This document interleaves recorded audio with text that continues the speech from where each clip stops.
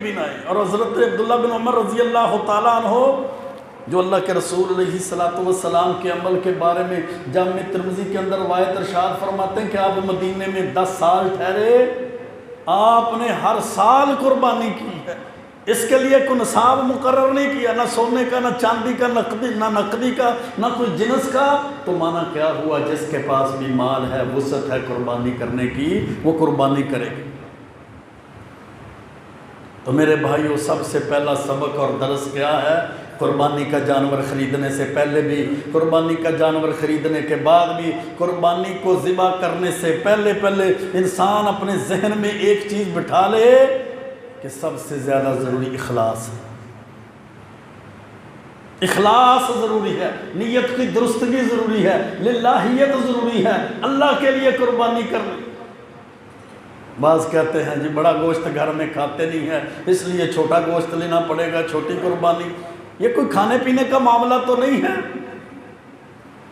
بچے کا جناب اور گائے کا گوشت ہمیں پسند نہیں ہے، اس لیے ہم کٹا کریں گے، اس کا گوشت لذیذ ہوتا ہے۔ نہیں میرے بھائیوں، یہ کوئی کھانے پینے کا مسئلہ ہے، یہ تو اخلاص کا مسئلہ ہے، تقوی کا مسئلہ ہے، یہ تو اللہ کی قربت کا مسئلہ ہے، اللہ کی محبت کو حاصل کرنے کا مسئلہ ہے۔ میں اس لیے یہ قربانی کرتا ہوں کہ گھر والے کھا لیتے ہیں۔ کوئی فنکشن ہے؟ یہ کوئی دعوت کا مسئلہ ہے؟ ایک بڑی قربانی کر لیں گے، ایک چھوٹی کر لیں گے، بڑی اس کا بون لیس گوشت رکھ لیں گے کہ اس لیے جی رکھیں گے جی مہمان وغیرہ آئیں گے، باربیکیو پارٹی ہوگی جی، وہ اس لیے رکھا گیا ہے، اور چھوٹے کا گوشت کچھ رکھ لیں گے، کچھ تقسیم کر دیں گے۔ یہ اخلاص نہیں ہے، یہ تقویٰ نہیں ہے، یہ پرہیزگاری نہیں ہے، یہ تو اپنی پلاننگز ہیں، یہ تو اپنی منصوبہ بندیاں ہیں۔ اخلاص کا، تقوی کا درس، نیت کی درستگی کا درس سب سے پہلے ضروری ہے۔ قربانی نہ کی تو لوگ کیا کہیں گے؟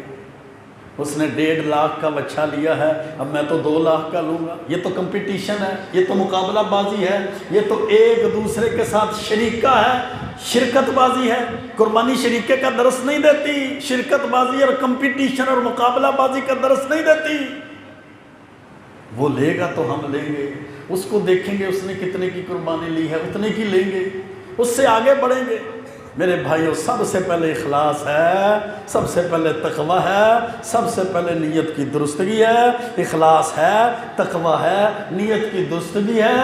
کم پیسوں والی، چھوٹے جانور والی قربانی بھی اللہ کے ہاں بڑا عمل، بڑا اجر پائے گی، اور اگر اخلاص، نیت کی درستگی، تقویٰ نہیں ہے تو پھر ہزاروں کی تعداد میں ذبح کیے ہوئے جانور بھی اللہ کے ہاں اجر اور ثواب